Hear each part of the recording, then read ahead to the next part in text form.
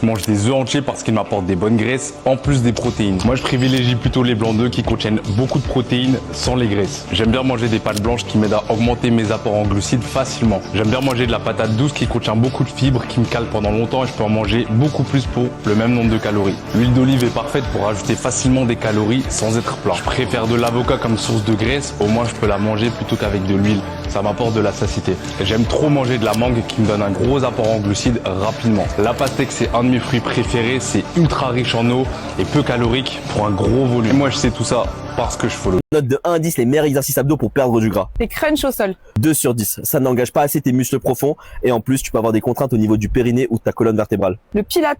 10 sur 10, c'est une base que tout le monde devrait avoir. Ça travaille tes muscles profonds et ta respiration thoracique et ça, c'est super important. Le holo. 10 sur 10, un des meilleurs exercices que tu peux faire chez toi. Soulèvement des omoplates, inclinaison du bassin, ça te permet d'avoir une contraction énorme. Et en plus, tu peux le faire avec du poids. Ciseaux au sol. 1 sur 10, t'as l'impression de travailler tes abdos, mais tu travailles que ton psoas. Russian twist. 9 sur 10, un des meilleurs exercices, voire le meilleur exercice pour travailler tes obliques. Pense à bien pencher ton bassin vers l'arrière pour avoir plus d'efficacité. La planche.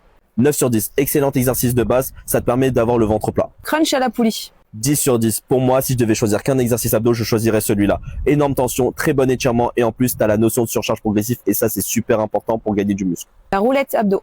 9 sur 10, super bon étirement, très bonne tension. Le seul souci, c'est que c'est pas accessible à tout niveau. Sit-up. 2 sur 10. Pour moi, tu travailles plus ton rythme cardiaque qu'autre chose. Le relevé de jambes sur chaise romaine. 9,5 sur 10. Le meilleur exercice pour travailler le bas de tes abdos. Pense à bien incliner ton bassin quand tu te lèves. En gros, tu fais une rétroversion. Mountain climbers. 8,5 sur 10. Pareil, un des meilleurs exercices. Tu vas travailler en plus ta corde.